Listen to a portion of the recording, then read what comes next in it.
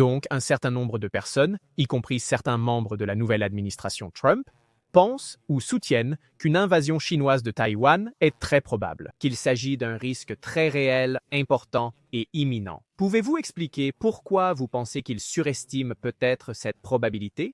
Oui, c'est une excellente question, Aaron Watson. Et en effet, je devrais probablement commencer par dire que je pense que les membres de l'administration sont en réalité divisés sur cette question. Certains, dont le président, ne pensent pas que ce soit très probable, ou ils pensent qu'ils peuvent parler à Xi et lui expliquer pourquoi ce n'est pas une chose intelligente à faire. D'autres, comme le nouveau sous-secrétaire à la défense Bridge Colby, estiment cela probable et le soutiennent depuis un moment. Et l'ancien département de la défense, si on peut l'appeler ainsi, le département de la défense de Biden, l'a effectivement dit. D'ici 2027 ou 2028, vous savez, l'administration, ou appelons-la l'administration de Xi Jinping, le parti communiste chinois, serait effectivement prête pour une invasion. Elle n'est pas prête maintenant, mais dans 3 ou 4 ans, elle pourrait l'être ou le serait. Maintenant, cela ne veut pas dire qu'ils le feront. Cela signifie simplement que la préparation est possible car leur renforcement naval continue. Il y a donc des raisons. Permettez-moi de commencer en disant qu'il y a des raisons de croire que la Chine pourrait décider d'attaquer Taïwan. La principale raison est simplement la fierté nationale. Ils croient que Taïwan fait partie intégrante de la Grande Chine. Ils ont le sentiment d'avoir surmonté le cœur de l'humiliation, qui remonte vraiment aux guerres de l'opium des années 1840. Ils estiment qu'il est temps de réintégrer Taïwan dans ce grand État, la fierté nationale étant en jeu. Presque tous s'accordent à dire que les Chinois souhaiteraient en absorber Taïwan si cela ne leur coûtait pas cher. Idéalement par la politique, mais évidemment, c'est l'option militaire qui inquiète. L'autre aspect de cela, c'est une sorte de conviction, économique ou autre, qu'ils ont besoin de Taïwan dans le cadre de leur grande initiative de la ceinture et la route, de leur expansion plus large de leur sphère économique mondiale. Et en effet, en partie peut-être pour contrôler l'Asie du Sud-Est d'une manière économiquement ou militairement dominante dans la région. Bridge Colby, par exemple, l'a soutenu. Lui et moi sommes amis depuis environ 10 ans, mais nous ne sommes pas d'accord sur ce sujet. Je l'ai aidé à relire son livre et à lui donner des commentaires sans l'éditer. Nous ne sommes pas d'accord là-dessus depuis longtemps et cela n'a pas changé. Je n'ai pas parlé avec lui récemment. Mais ce que je dirais, c'est que au final, comme on dit dans le monde des affaires, au final, quand on prend tous les facteurs en compte, Xi Jinping est un acteur rationnel et il est très conscient des compromis que cela impliquerait s'il intervenait militairement à Taïwan. Quels sont les compromis? Eh bien, je dirais qu'il y a 3 aspects de tout cela. Renforcer ou améliorer notre capacité à dissuader Xi Jinping de faire cela. Le premier serait les coups durs, directs, les coups liés à la tentative de traverser environ 160 km de mer ouverte, une mer très agitée. En fait, face aux contre-attaques ou aux frappes des Taïwanais, qui contrôlent certaines îles situées entre la Chine et l'île elle-même.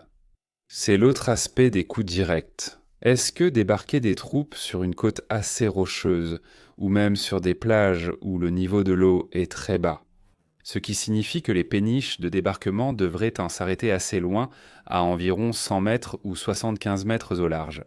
Ce n'est pas comme le jour J de juin 1944, donc cela rend le débarquement des troupes à Taïwan assez difficile. Presque tout le monde le reconnaît, y compris Dmitri Alperovitz. Un autre aspect, bien sûr, est qu'il est facile de défendre une île, mais difficile de l'envahir. Les Britanniques l'ont clairement montré dans leur histoire, avec l'armada espagnole et ainsi de suite. Donc dans ce sens très concret, les coûts pesés pour essayer de gagner et de gagner rapidement sont élevés. Les risques de perdre sont également élevés. Et combien pourrait être justifié dans cette attaque? 30 000 morts, 50 000? La Russie, bien sûr, n'a pas terminé son attaque contre l'Ukraine et a perdu ou subi plus de 70 000 pertes, ce qui est énorme. C'était pour une invasion terrestre, une manière simple de franchir la frontière. Ici, c'est bien plus difficile. Donc ça, c'est le premier point. Le deuxième aspect de cela, c'est ce que nous appellerions en relations internationales. Je suis professeur de relations internationales à l'Université de Virginie. Nous qualifierions cela de risque de s'engager sur la pente glissante vers la guerre avec les États-Unis. Aujourd'hui, la crise des missiles de Cuba, c'était connu, c'est différent. Mais les Chinois savent que les États-Unis sont présents en Asie de l'Est. Ce n'est pas seulement aux Philippines ni la construction de bases militaires, ou au moins de bases aériennes, dans le nord du pays. Il y a Guam, il y a Okinawa, il y a des liens d'alliance avec la Corée du Sud et le Japon. Il y a une forte probabilité, ou du moins une certaine probabilité, que même sous trompette, qui était réticent à s'impliquer, les États-Unis pourraient être entraînés dans une guerre. Si Taïwan devait être envahi maintenant, les Chinois en sont conscients. Ils en étaient pas certainement conscients sous Biden qui a dit « Si vous, monsieur Xi Jinping, envahissez par surprise, nous défendrons Taïwan ». Cela a été clairement exprimé à plusieurs reprises, aux grandes dames de certains membres du département d'État, mais cela a été très clair. Presque tout le monde sait que c'était la politique de Biden. Et la politique de Trump, on peut en discuter, elle commence à émerger.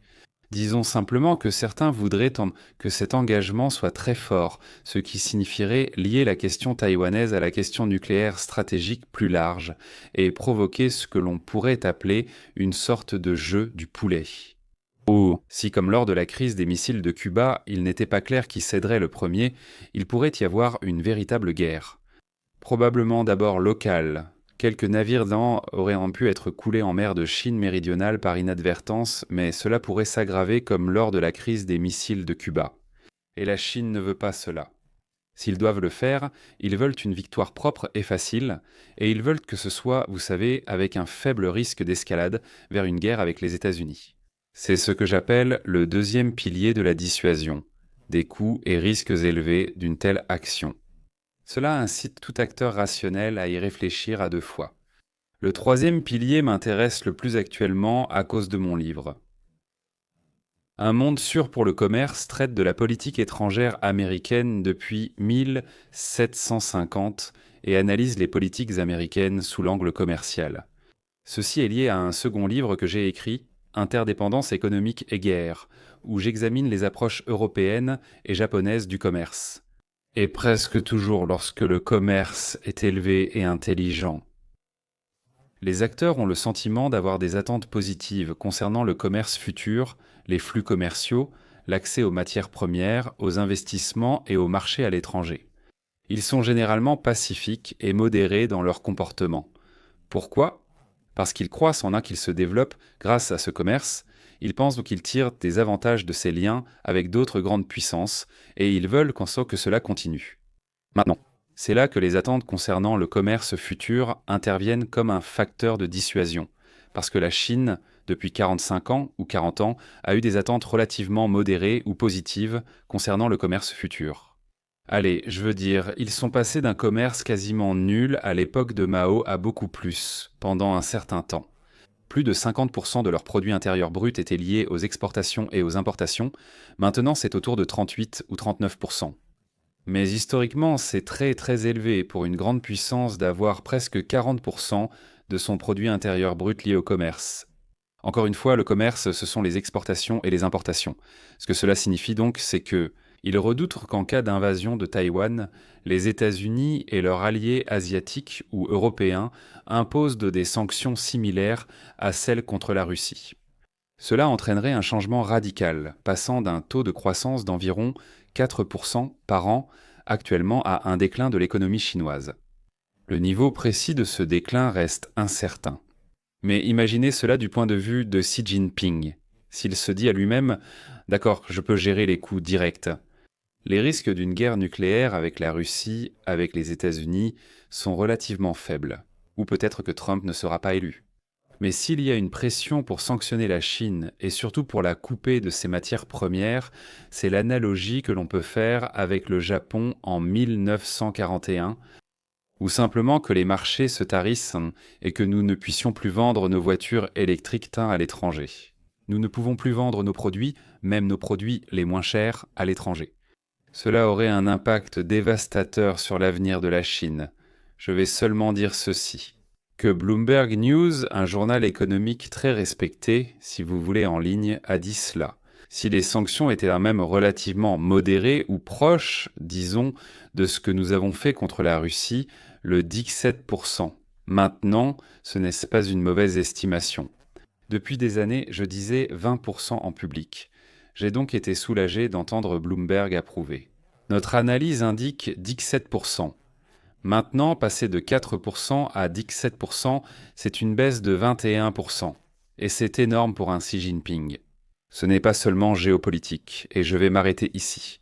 Mais ce n'est pas seulement un déclin géopolitique, ce sont aussi les implications intérieures de cela pour un Xi Jinping qui s'inquiète toujours, comme le Parti communiste chinois laisse depuis 1989, d'un autre Tiananmen en juin 1989 où le régime lui-même pourrait faire face à des révoltes et des soulèvements dans de nombreuses villes.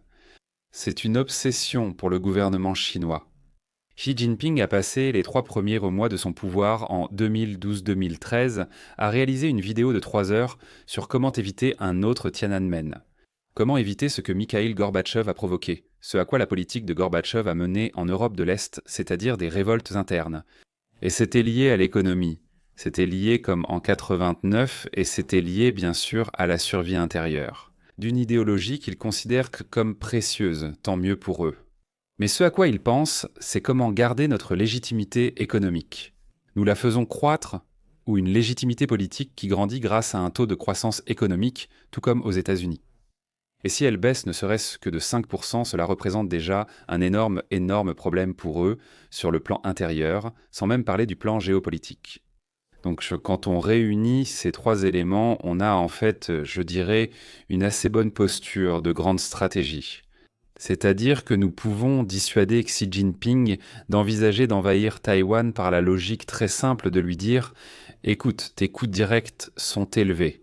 Parce que nous aidons Taïwan à renforcer ses capacités de défense, surtout depuis l'année dernière, en fait depuis avril, avec le nouveau paquet d'armes et les nouvelles postures de politique de défense qui visant à protéger Taïwan. Mais deuxièmement, nous avons toujours la supériorité navale dans l'ensemble, et nous l'avons aussi techniquement en ce qui concerne les porte-avions dans la région d'Asie de l'Est. Et ce troisième élément, un pilier très important, très différent de la Russie, c'est ce coût économique que nous pouvons leur imposer s'ils devaient attaquer Taïwan. Donc, quand on additionne tous ces éléments, on peut débattre pour savoir si ceux qui craignent une guerre dans les 3 prochaines années, comme Dmitri Alperovitz et Bridge Kolb et d'autres, ont raison.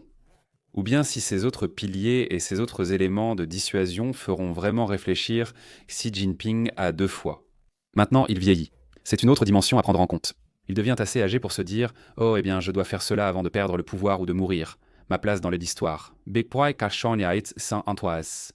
c'est différent. C'est différent de l'Ukraine. Et en fait, le coup de l'Ukraine a été un signal d'alarme, je pense, pour la direction chinoise.